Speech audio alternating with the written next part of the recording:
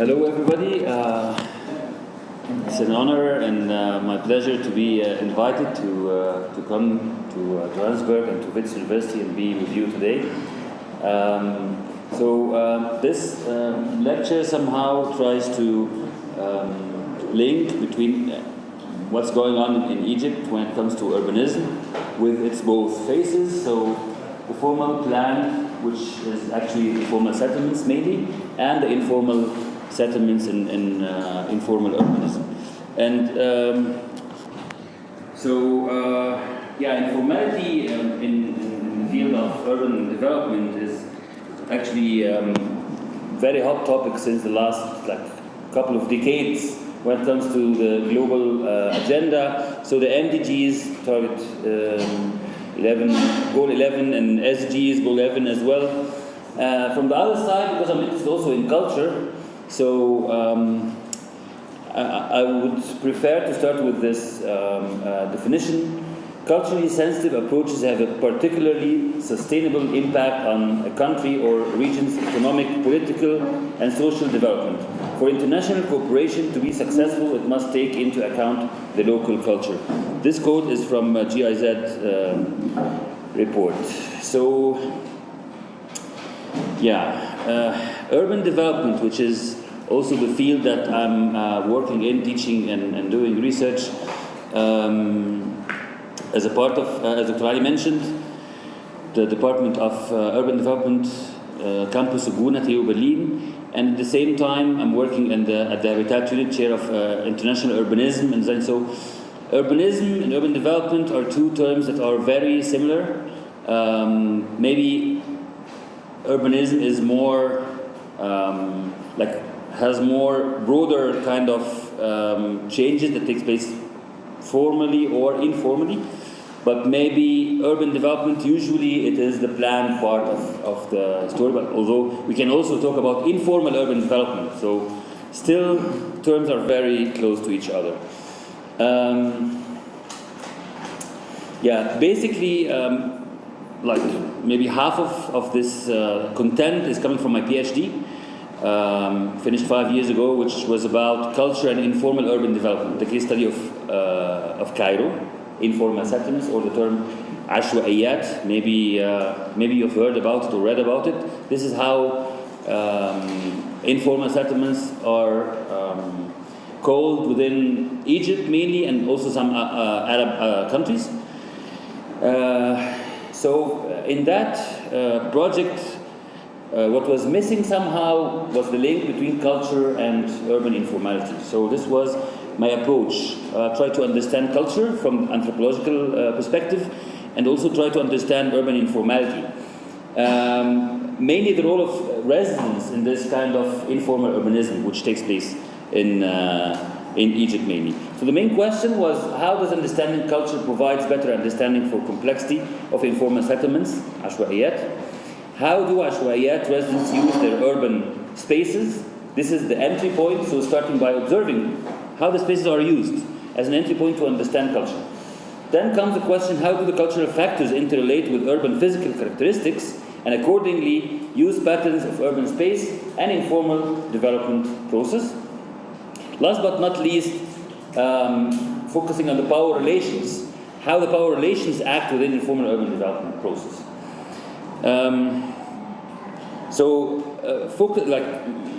Mentioning Cairo as a case study, it has both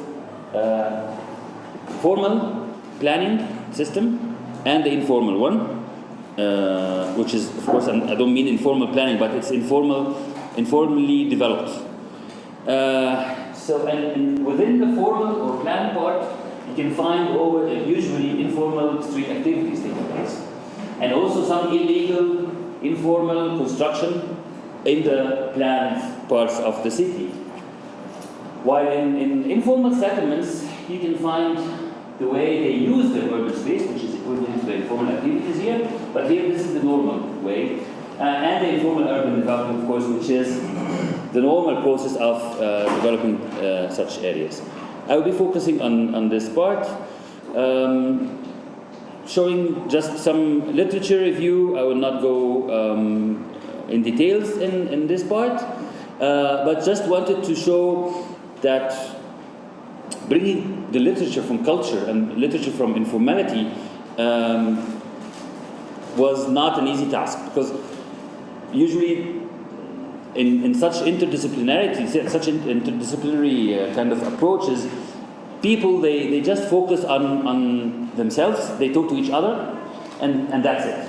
So I found out that some terms, even having the same definition with different words used in the field of, let's say, environmental psychology or public policy or urban sociology, or all of these social sciences, they are somehow revolving around the same, similar things, but they're using different terms. This is from Rappaport. I'm sure you've heard about his work on culture. So probably he was one of the few people from the field of architecture and urbanism who tried really to dismantle the term culture and try to reflect on architecture and urban planning. Lifestyle is also part of the culture, usually in such definition, and some different terms like race, ethnicity, religion, class, income, gender, So actually, these cultural factors were part of my findings, but I prefer always to present them at the beginning in order to make it easier to understand what I'm talking about. So I could reach those four cultural factors, starting with origin, which includes family and kinship relations, and rural lifestyle, because most of the inhabitants of informal settlements in Cairo are rural urban migrants, so coming from all over Egypt, Delta or Upper Egypt, but mainly from Upper Egypt. So the majority are coming from Upper Egypt, which is the south of Egypt. I'll talk about this subculture later. Religion, which also forms an important part of this cultural constellation, with its values and identity and so on. And then when they move to the city, they carry those two factors with them. But then appear some other factors, which are relation to urban economy, based on their profession and income, relation to urban society, which includes some factors as well, relation to government, relation to media and informal society, modern lifestyle, political transformation, because actually I was doing this field work between 2010 2013, so it was the period where Egypt had this so-called Arab Spring, Egyptian Revolution, regardless, and this is actually the conceptual framework which also I could conclude at the end of the research. So linking between physical characteristics, which can be seen in the urban space, cultural factors, as I explained them, and at the same time, the use of urban space in the center, linking between also power relations. So use of urban space is the entry point to understand all the relations between the three components of this theory somehow. And of course, from both sides at the top, you can see urban informality and culture. So starting from urban informality and culture, try to link between those, trying to understand what's going on here using the factors, the cultural factors. Showing some historical photos about the streets of Cairo and how the urban space was used as a normal way. So this, when it happens now, this is what we call informality. So informality actually was the normal thing before the establishment of the modern state. Informality was the normal way. Like, I go sell something in front of my house. What's wrong about it? So I could find those photos. This is the current situation in Egyptian, mainly Cairo street, but it can be seen also all over Egypt.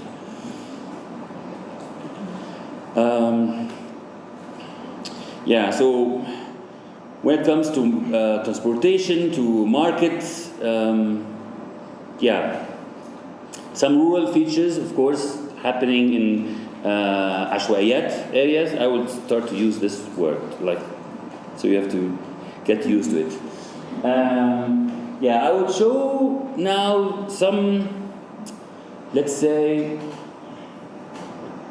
contrast between both lifestyles or urban contexts, the informal and the formal in Cairo. So as you can see, this part is, it's obvious this is an informal area, and those towers in the front, these are planned by the state.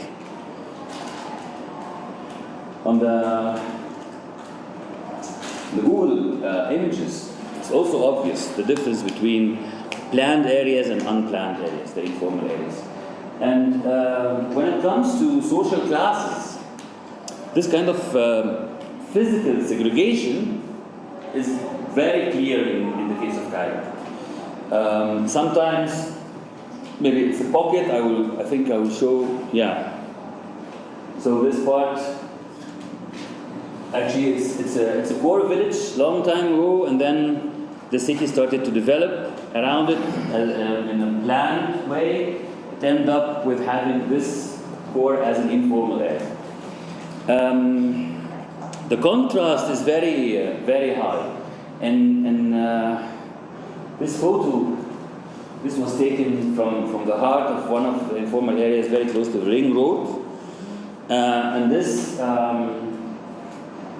what's the name of this? Billboard. So, thank you. This billboard, it says, "Uptown Cairo, the heart of Cairo changes." And this was 2011, this photo, I think. Yeah. And when I asked the people who were living in this informal area, what do you think about this? Some of them, they couldn't read it. So when I told them what's written there, they were somehow happy, and they thought that this is about their lives, that their Cairo will change. Very optimistic after the revolution. And actually, this is an advertisement for very high level gated community. It's called Uptown Cairo. So the physical characteristics, very common, very narrow streets. By the way, those who are not really were not exposed to the Cairo case or the Egyptian case of informal settlements, the situation in Egypt might be different than many other countries. So usually when we talk about slums, can be used interchangeably with the term informal settlements. But in Egypt, this is not the case. Or townships, I mean, no. You can see, I mean, later you can see like 10 floors building in an informal area. So ashwa'eyat or informal area in Egypt is not necessarily a slum. We have slums, but it's only like 1% out of the total informal settlements in Egypt. And those photos on the top, they are from a village. So the kind of urbanization that takes place in villages makes it a bit similar to informal settlements in Cairo. So the informal settlements in Cairo, they also look rural somehow. So sometimes if you don't know where you are, you might be confused. You think that you are in a rural area, a village, but actually you are in an informal area, Cairo. The contrast and relation between different districts. In Cairo, like many other cities around the world, knowing where you live somehow indicates your social class. So if you are living in an informal area and you are applying for a job, then it's most likely you will not get the job because you belong to this kind of Although in informal in ashwa'eyat you can find all classes living. I mean, university professors who cannot afford to live somewhere else, engineers, doctors, governmental employees, I mean, teachers. So everybody could be living in an informal area. Yeah. So the contrast is very high. This is somehow in Giza, it's part of Greater Cairo region, and the other side, those towers, it's in Maadi. So this is Sa'id Miki or upper class. Yeah, exactly. So I will jump now to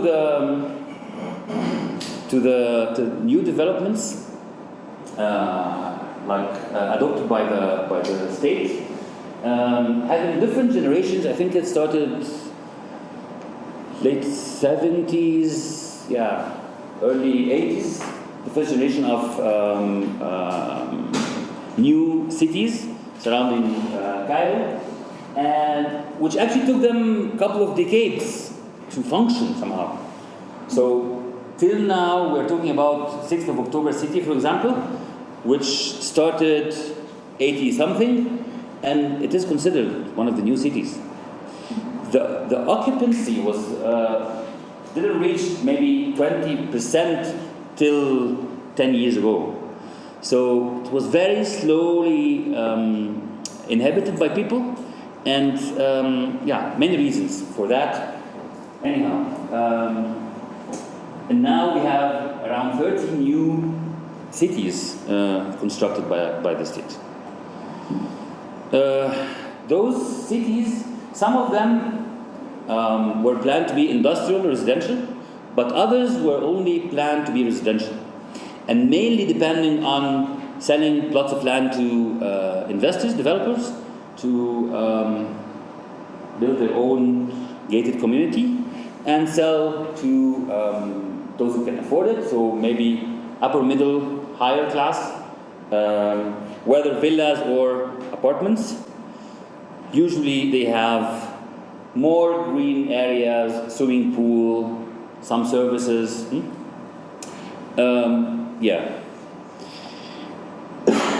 Some projects also, not only residential, but this, for example, Cairo Festival City, this is a new Cairo developed by El Fatim, Emirati businessman. It's a huge mall with all the brands coming from all over the world, with restaurants and recreational areas and so on. Talking about the gap, this is one piece of literature written, I think, around 10 years ago by the late Ahmed Khaled Tawfiq. It shows kind of fiction which actually reflects or kind of visionary about the future. When it was written,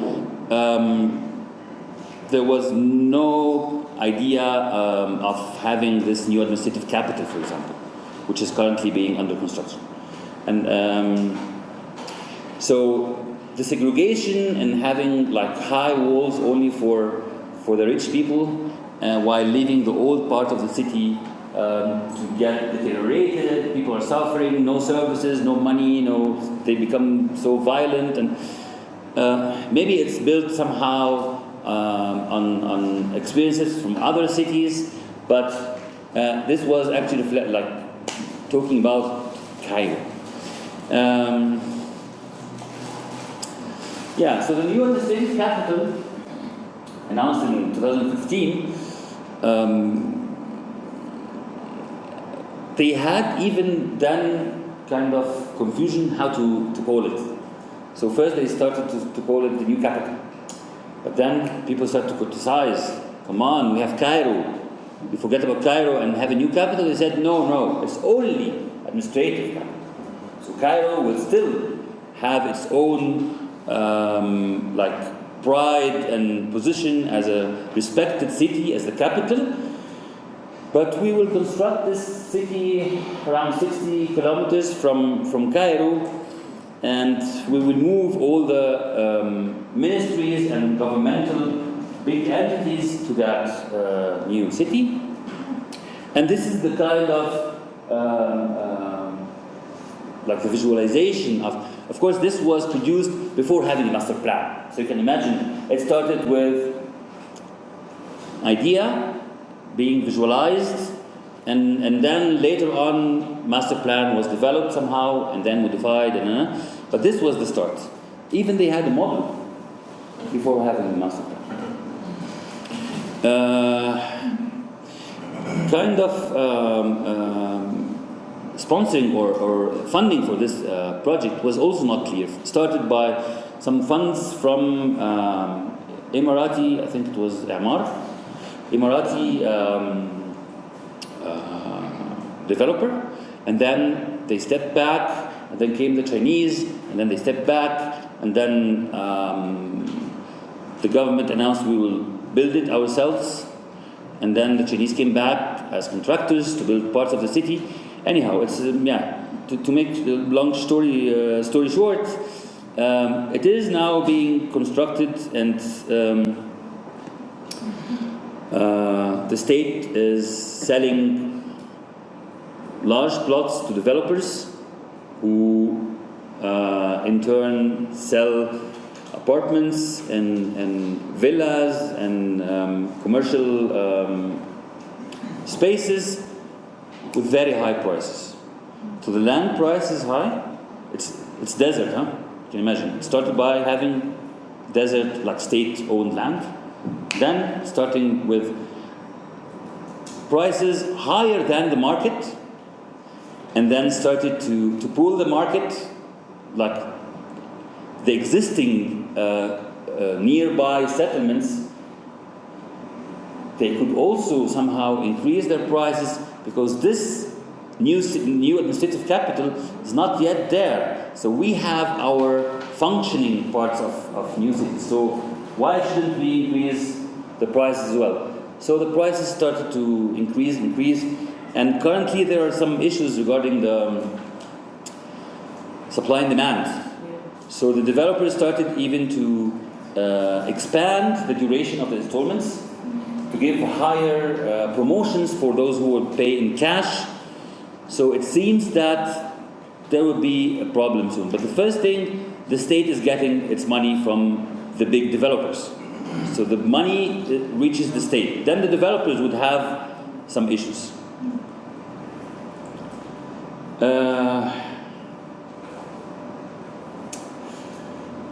To conclude with this part, actually, what this lecture is a mixture between more than one lecture. Actually, I tried somehow to link between current informality, informal urbanism, together with the new administrative capital. Both are two different lectures, but somehow they are linked, I would say.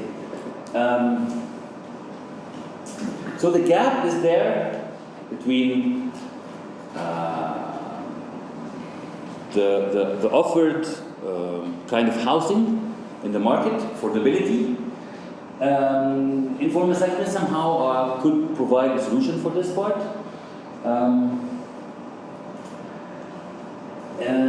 Cairo used to be the focus of development also in Egypt, which is also not the best thing regarding what's going on in the rest of Egypt. And now having the new administrative capital also gathering a lot of capital, which also affects, of course, the service provision and kind of maintenance to urban settings all over Egypt.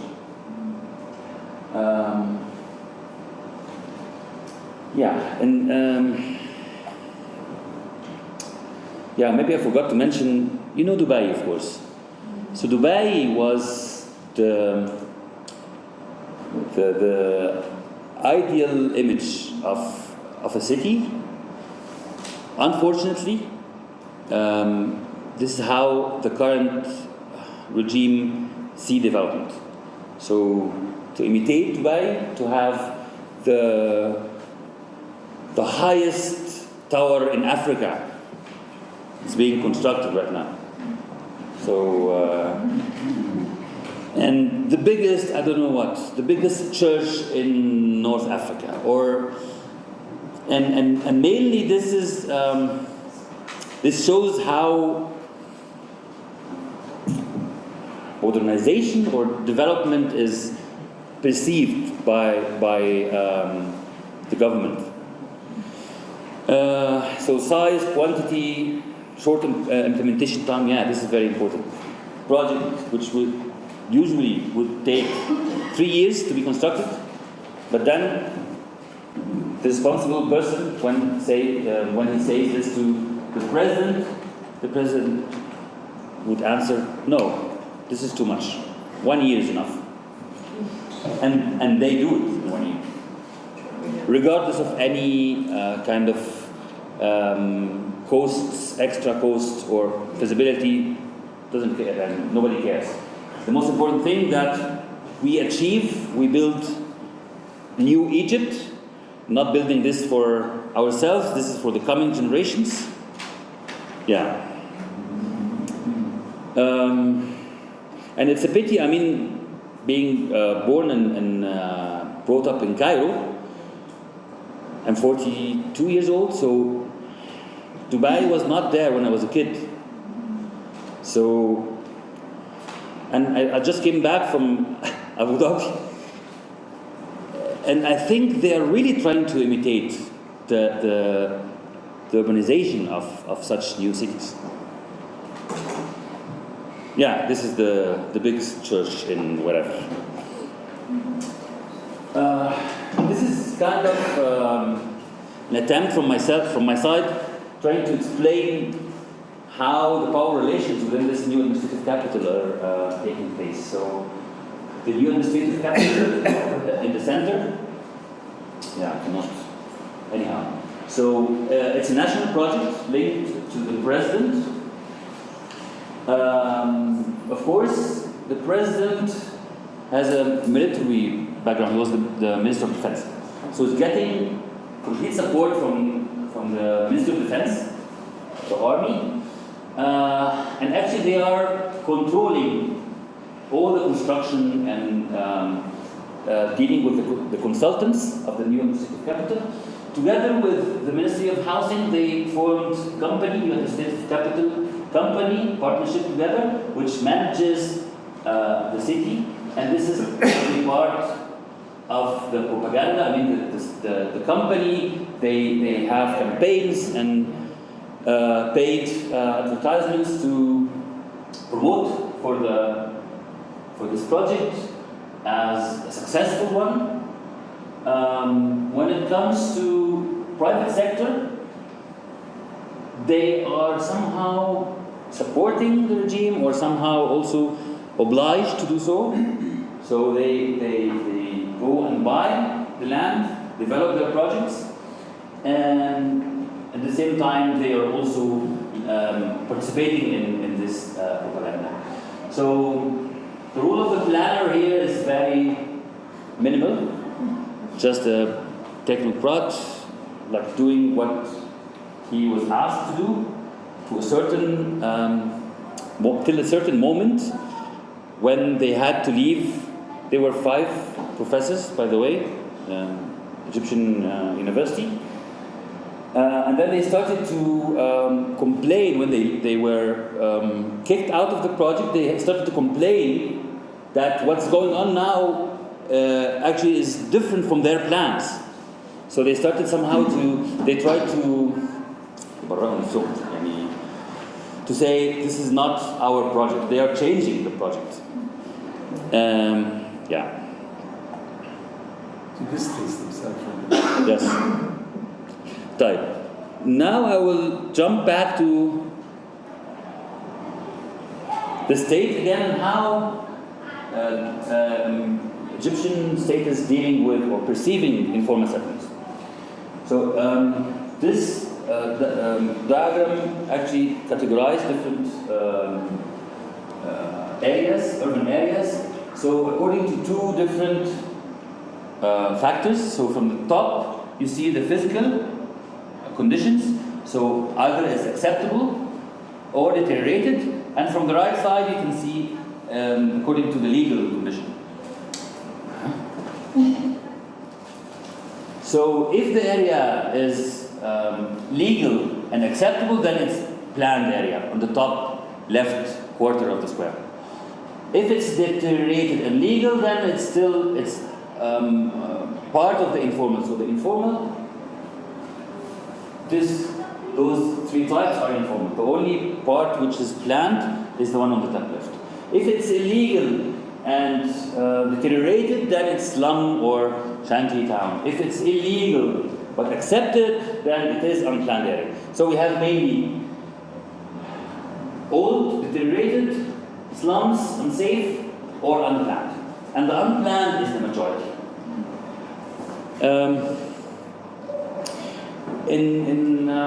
At a certain moment of time, also 2008, I could find this PowerPoint presentation by the Ministry of Housing, showing different locations in Cairo as an investment potential.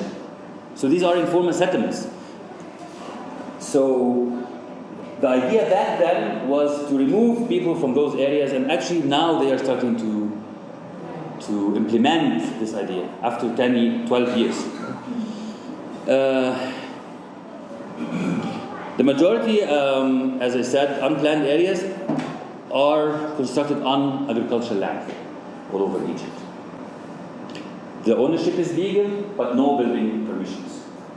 After some time, the government decides to provide infrastructure, then they are somehow semi-formal, till those areas are planned. So a plan is being done, approved by the governor, and then it's not anymore informal. On desert land or on cliffs, hills, these are unsafe. In such that this area doesn't exist anymore. It was removed by the GIZ. Deteriorated urban pockets, usually also very close to railways and shacks and those are the 1% that I was talking about. The 1% of slums that it's okay to remove them. They have to be removed. Sometimes relocated. I mean, they started to relocate them far away.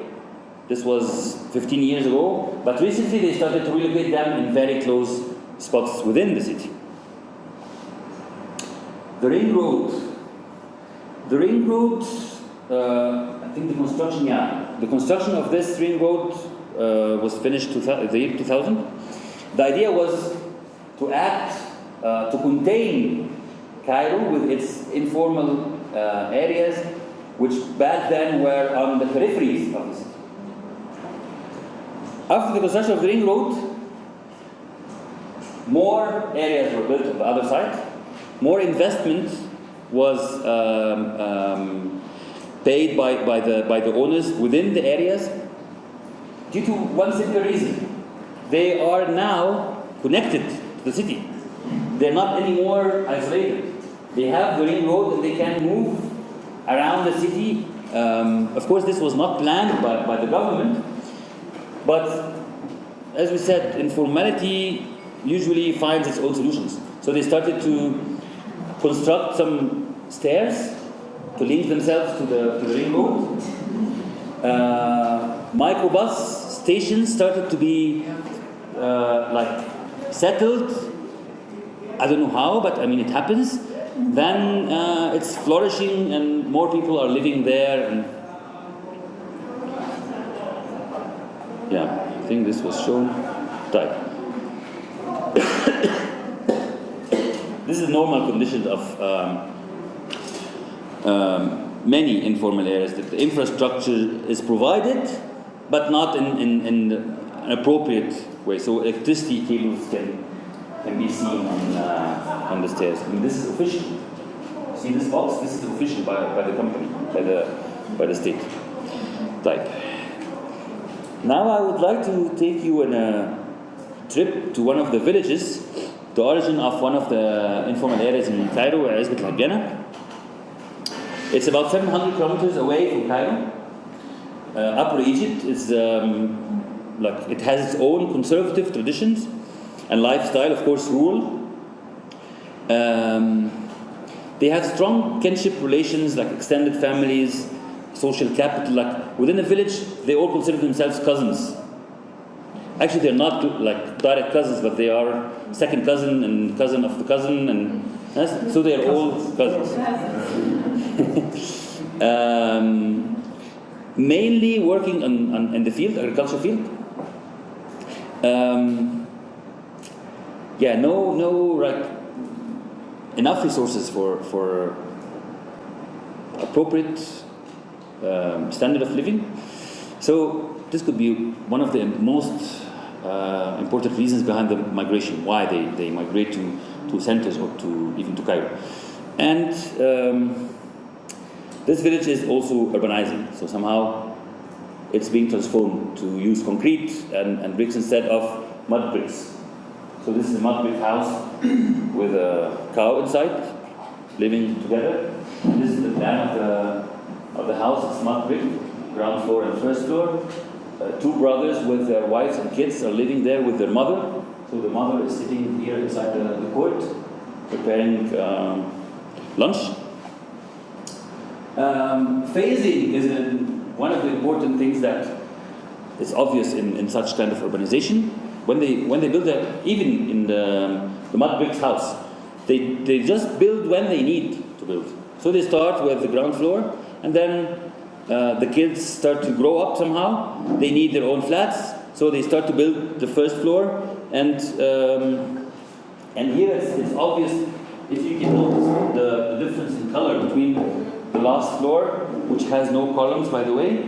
So it started the ground with concrete columns, but then no columns anymore. They're using the bricks as a wall bearing. I don't know if you can see the mixture between concrete houses and mud bricks together. And of course, it's a very common kind of aspiration that we want to live in concrete houses. We don't want to live anymore in those dirty mud houses. And this is all over Egypt.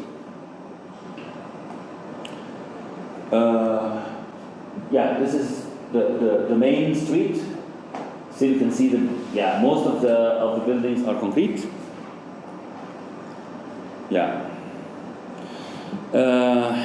Showing the family again in the evening. By the way, some of them I've met them already in Cairo. They were seasonally there working in construction, while back home they are farmers. So they go to Cairo like seasonally.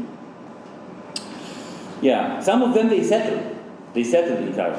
So now I will go back to Hassan area. This is the location, the red part, and the east of Cairo. And this is the ring road. You can see the ring road. This one. And here is New Cairo. New Cairo started early 90s.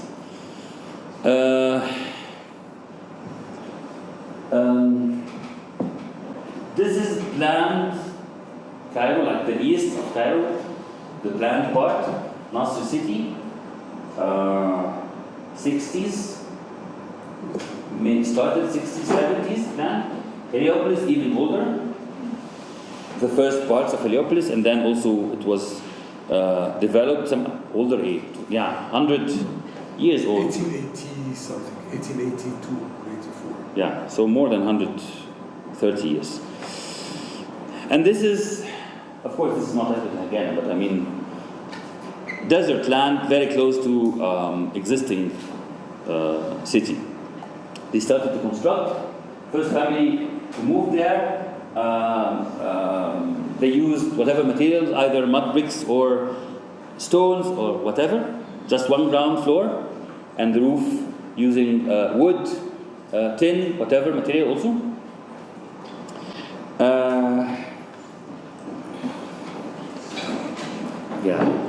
Slide. Let me talk about this first. So, referring back to the cultural factors, if you remember at the beginning I explained those 4 factors. So what I tried to do here was to check the relation between those factors and the changes that have been happening in the area, starting in the first phase, which I called the initial phase. So the building heights, you can find it was only 1 floor. So checking the relation between this and the cultural factors, you find it in relation to urban economy. They had no money to build more, higher. And the origin, I mean, in the rural area, they used also to have 1 floor. So nothing different. Building material and conditions, yeah, the same 2 factors. So very poor conditions. Infrastructure. So there was no infrastructure at the beginning. And because of the social capital, they could cooperate together and bring like connection from electricity from 2 kilometers away street, or also go every day and bring some water from a public tap. Yeah. So the second phase, which I called it consolidation phase. So after some years, they started to, they accumulated some money, of course, started working on the development of the new cities, close, like nearby, New Cairo. So they were living here and working in New Cairo, the planned city. The sons got and daughters got older, they want to space to live, so they increased the number of floors, they started to use concrete, and then again linking to, relation to urban economy improved by time, and they started even to have a family business. So migrating together, establishing the family business in the field of construction, so maximizing the benefit of their conditions. Till the government starts to provide them with infrastructure, which is, at that moment, many changes happen in such context. So they start to increase the heights, they start to rent extra apartments. More real estate developers are attracted to the area because the area now has infrastructure. They have a market. Meanwhile, middle class, young couples, they cannot afford to live in any of the planned areas. So here, after having infrastructure, it provides solution. Those who cannot live without infrastructure, now they can come to this area. Fine. Till now, even if after the area reaches its commodification phase, I forgot to mention this term. So now the apartments are considered as a commodity. It's different than the initial and the consolidation phase. So till now, you can still see those houses.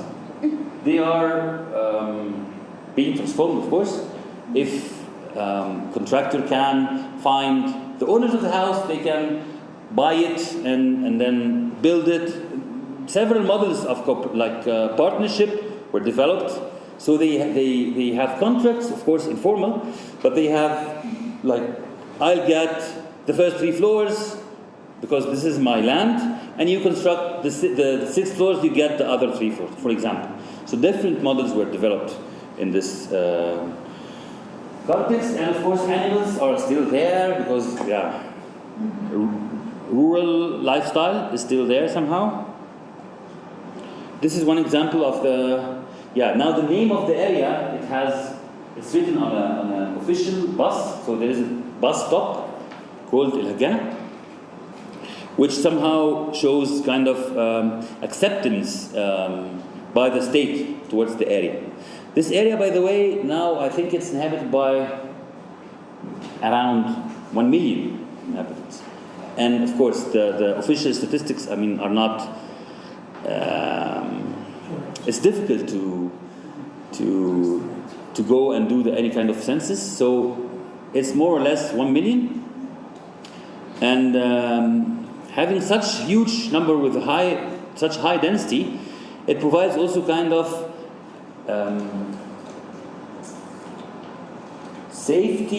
not safety, how to say it, that they are quite sure that the government is not going to remove them. They cannot remove 1 million inhabitants. Where should they go? But last week, actually, one part of this area, the Egyptian president was there, and they will remove one part of the area and being relocated somewhere else. It's an unsafe area. So that's why when I talked about the unsafe and unplanned, this area is unplanned. They have infrastructure, but this unsafe area is like, they have to be removed. It's under high voltage towers, so it's very, very dangerous. When you go there, you get a headache, and and this actually was an old project by the government, by Nasser City Public Company, to remove this area, and they are implementing it right now.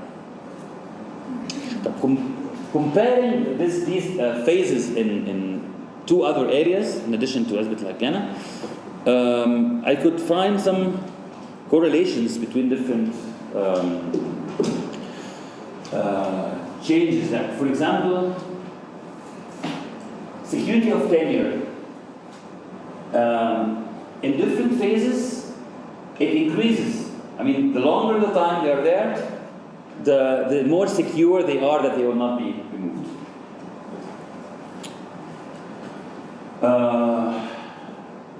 For example, real estate also. It starts almost not there, but then, I mean, in the beginning they just, either they buy the land or they buy it for very cheap prices, but then later on, it dominates the scene in such areas. Right. I think this is difficult for you now to. maybe you can ask later about details for those three phases.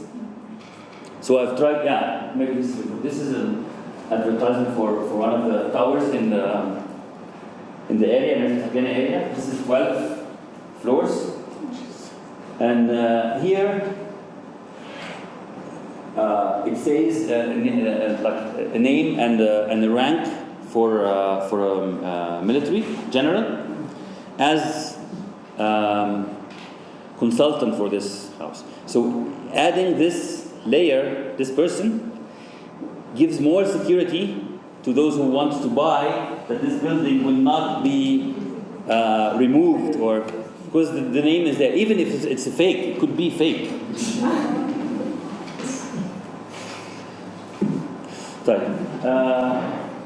This is one of the also important conclusions when it comes to those factors, how they function together. I think this constellation, it's not in a static form, so it moves according to the phase. So in the initial phase, origin is very high. Maybe religion doesn't play a role in that case. While in the complexification phase, the urban economy is much prominent on the other factors, and origin maybe is not anymore, doesn't play a role.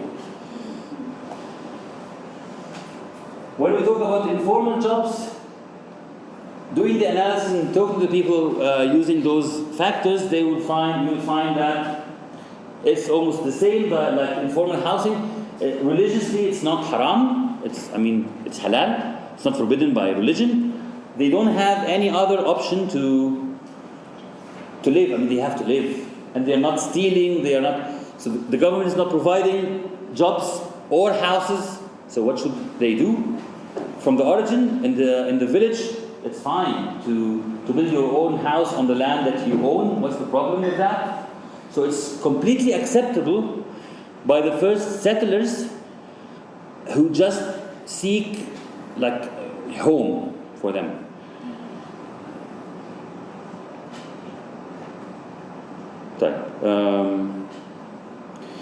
I will finish here. So these are some values that could be found during the field work, and somehow they are all linked to the four factors, so origin, religion. So for example, for example, disrespect for laws. It could be reaction when it comes to feeling marginalized from the system. So why should they respect the law? Because the law is not even controlling what's going on inside their area, for example. Yeah, I would stop here. Okay, thank you. Thank you. Thank you.